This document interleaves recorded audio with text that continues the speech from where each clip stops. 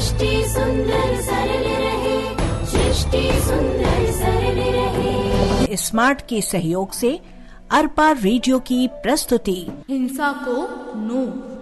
समझ प्रेम सम्मान का आपस में अनुबंध रहे। महिलाएं अपने आप को असहाय न समझे। हिंसा के खिलाफ छोटी छोटी लेकिन महत्वपूर्ण जानकारी देने वाला कार्यक्रम हिंसा को नो। सुनो, समझो, चुप्पी तोड़ो और कहो हिंसा को नो। सृष्टि सुंदर सरल रहे। अरबा रेडियो सुनने वाले सभी श्रोता साथियों को संज्ञा और मातृका का नमस्कार। आप सुन रहे हैं लिंग भेद और हिंसा आधारित कार्यक्रम जिसका नाम है हिंसा को नो। आज हम हाजिर हैं इस कार्यक्रम का 14वां एपिसोड लेकर। एक ऐसा कार्यक्रम जो सिर्फ कार्यक्रम बनाने, ब्रॉडकास्ट और नैरोकास्ट करने तक ही सीमित नहीं है, बल्कि जैसा हम आपको बताते रहते हैं कि इस कार्यक्रम के तहत बिलासपुर शहर के 4 अलग अलग क्षेत्रों में 20-20 महिलाओं का समूह भी बनाया गया है, जिनके साथ हम हर हफ्ते बैठते हैं और घरेलू हिंसा के साथ साथ महिलाओं के जीवन और महिलाओं संबंधित बहुत सारी बातें भी होती रहती हैं उन लोगों के साथ। जब हम इस तरह से फील्ड पर काम करते हैं तो कई सारी चीजें सुनने को, समझने को मिलती है। कुछ अच्छी चीजें होती हैं, कुछ बुरी, और कुछ ऐसी होती हैं जिनको सुनकर दिल दहल उठता है। बिल्कुल ऐसे कई केसेस लगातार हमें सिर्फ अपने ग्रुप में ही नहीं बल्कि देश भर के अलग अलग हिंसा से जुड़े देखने सुनने को मिलते हैं। और इन सारी बातों पर जब चर्चा होती है तो महिलाओं से एक बात सामने आती है कि सामाजिक ढांचा कुछ इस तरह से बना हुआ है जिसमें एक महिला या लड़की का जीवन बहुत ज्यादा दुखों से भर जाता है। अरे मातृका, तुम्हारी इन बातों को सुनकर मुझे टिन्नी की चाची की बातें याद आ गई। नाबालिग की बलात्कार के बाद हत्या, छेड़छाड़ से तंग युवती ने की आत्महत्या। न्यूज़पेपर पढ़ो तो सुबह सुबह मूड खराब हो जाता है। कोई दिन ऐसा नहीं जाता जब लड़कियों से छेड़छाड़ की खबर ना हो। दुनिया को हो क्या गया है? क्या हो गया है? क्या हो गया है? वही तो पूछ रही हूँ, क्या हो गया है आपको? सुबह से कुछ बड़बड़ाए जा रही हो। मुझे कुछ नहीं हुआ है, इस दुनिया को हो गया है। दुनिया तो बनती है हम लोगों से, इसका मतलब जो हुआ है हम लोगों को ही हुआ है, पर हुआ क्या है ये तो पता चले। मुझे कुछ नहीं हुआ है, इस दुनिया को हो गया है। अब ये न्यूज़पेपर लेना बंद कर दो। सारा पेपर बेकार की खबरों से ही भरा पड़ा है। पेपर बंद करने से घटनाएं बंद तो नहीं हो जाएंगी। सुबह सुबह तो मूड खराब नहीं होगा, डर तो नहीं फैलेगा। ये तो शुतुरमुर्ग वाली बात हो गई। रेत में मुंह छुपाने से समस्या भागती है क्या? तो तुम ही कहो, इस समस्या की जड़ कहाँ है? कोई एक कारण तो नहीं है। कोई कपड़ों को कारण मानता है, कोई पढ़ाई लिखाई को, कोई कहता है बाहर काम करने वाली लड़कियों के साथ होता है, तो कोई कहता है घरेलू लड़कियां ज्यादा अत्याचार झेलती हैं। शहर की हो या गांव की, पढ़ी लिखी हो या अनपढ़, युवा लड़कियों के साथ भी दुर्व्यवहार हो सकता है। पर कहीं कहीं लड़कियां भी तो गलत होती होंगी। इसके लिए लड़कियों को दोष देना तो वैसा ही है जैसे जैसे जैसे कोई कहे कि मेंढक के ज्यादा टर्राने से ही बारिश हुई है। वाह, क्या उदाहरण दिया है। इतनी गंभीर समस्या को हंसी में उड़ा दिया। अरे नहीं चाची, हंसी में उड़ाया नहीं है, बल्कि हंसी हंसी में इसे दूर करने का उपाय ढूंढा है। मैं भी तो सुनूं, क्या उपाय है? जागरूकता श्रीमती जी, इसके अलावा और कोई उपाय नहीं है। जागरूक तो हम हैं ही, तभी तो टिन्नी को अकेले इधर उधर नहीं जाने देना चाहते। वो जागरूकता नहीं है, डर है। तो फिर जागरूकता क्या हुई भला? मैं बताती हूँ चाची, जागरूकता का सीधा मतलब है सचेत रहना। एकदम सही, पर तेरी चाची अभी समझी नहीं। हर उस बात के लिए सचेत रहना जिसका असर हम पर पड़ने वाला है। थोड़ा खुलकर बोल बिटिया। चाची, अपने आसपास के माहौल, अवांछित लोग, अपने अधिकार, अपनी मर्यादाओं, सब के प्रति सचेत रहना ही है जागरूक होना। तुम भले ही डर के कारण टिन्नी को कहीं अकेले नहीं जाने देना चाहती, लेकिन इस तरह तो जिंदगी नहीं चल सकती। लड़कियों के साथ जहां उनका कोई अपना नहीं जा सकता, वहां उनका साथ देती है उनकी जागरूकता।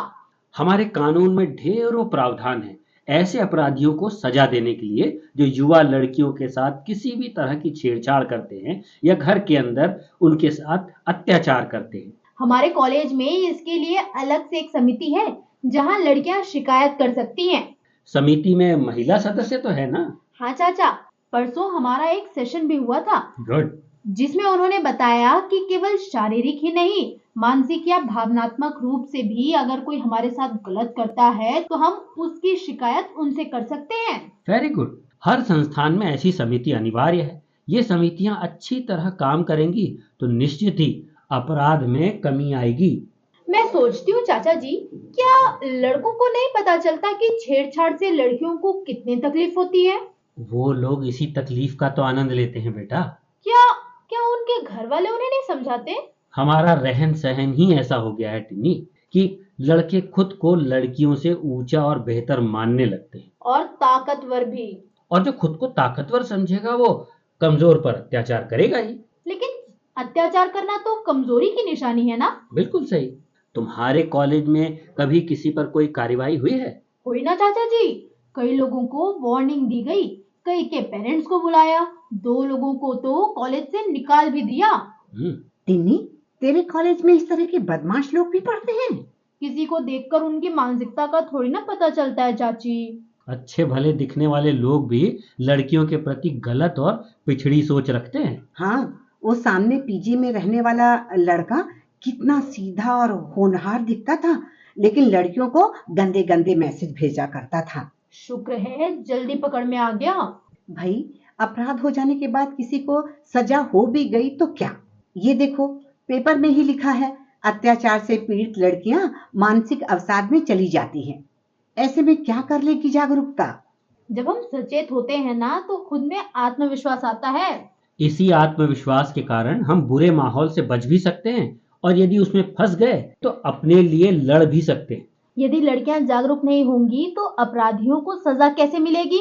और अपराध बढ़ते ही जाएंगे। हाँ, फिर तुम ही कहोगी कि ये सब पढ़कर सुबह सुबह मूड खराब हो जाता है। देखा मातृका, शुतुरमुर्ग के जैसे मुंह छिपा लेने से खतरा टल नहीं जाएगा।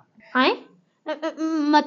मतलब ये कि कोई समस्या हो तो उसे और उसके कारण और उससे होने वाले नुकसान को समझकर उसका हल निकालना चाहिए, क्योंकि ऐसा तो है नहीं कि अगर हम उस समस्या को देखेंगे सुनेंगे नहीं तो वो समस्या ही खत्म हो जाएगी। और गुनाह लड़की होना नहीं, लड़की होकर खुद को असहाय समझना गुनाह है।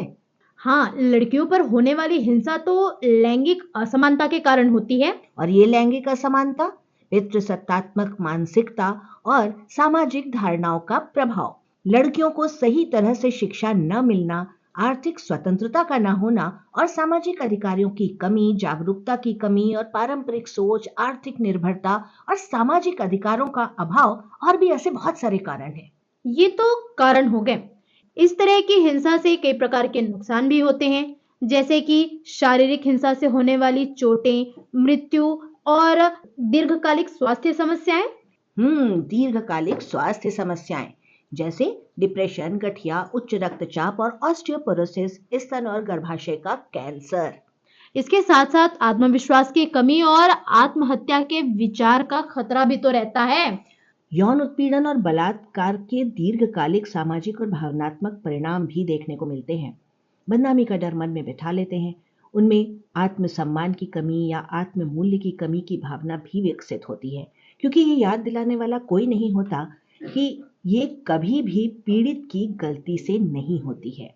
इसके साथ साथ स्वास्थ्य संबंधी कई सारी समस्याएं हो सकती हैं, जैसे अनचाही गर्भावस्था, यौन संक्रमण, शारीरिक क्षति या आंतरिक चोट। मातृका, ये तो हो गई कारणों की बात। अगर हम समाधान की बात करें तो यौन उत्पीड़न, बलात्कार और घरेलू हिंसा के खिलाफ बहुत सारे कानूनी प्रावधान भी हैं, जैसे भारतीय दंड संहिता की धारा 498A, जिसके तहत पति या उसके रिश्तेदारों द्वारा महिलाओं के साथ क्रूरता के मामलों में ये धारा लागू होती है। इसमें 3 साल तक की जेल और जुर्माना हो सकता है। इसके अलावा भारतीय दंड संहिता की धारा 304B, जो दहेज हत्या के मामलों में लागू होती है, इसमें कम से कम 7 साल की जेल और ज्यादा से ज्यादा उम्र कैद हो सकती है।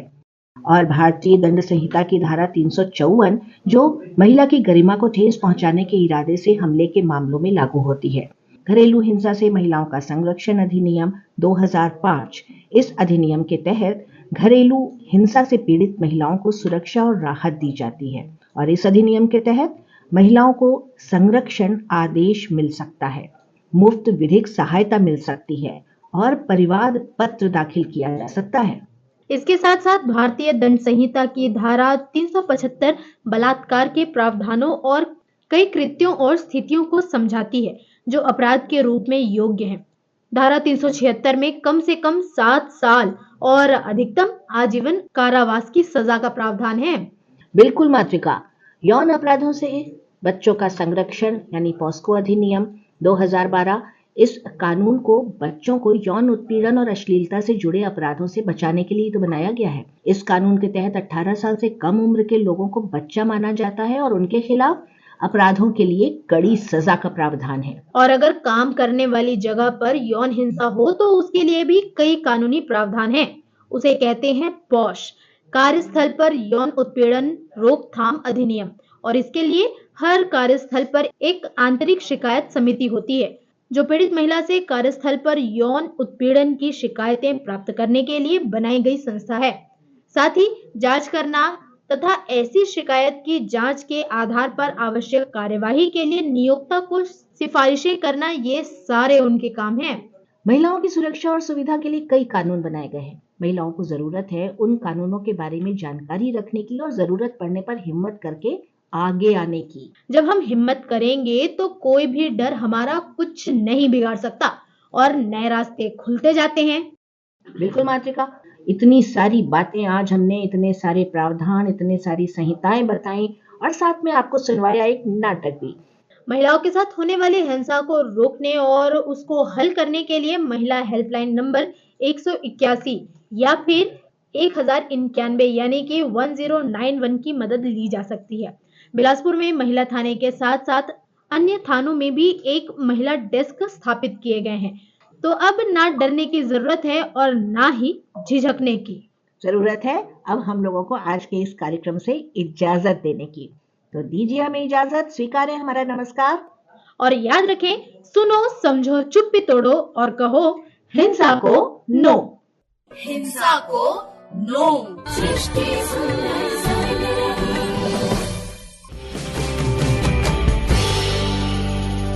आप सुन रहे हैं बिलासपुर छत्तीसगढ़ का अरपा कम्युनिटी रेडियो 90.8 मेगाहर्ट्ज पर।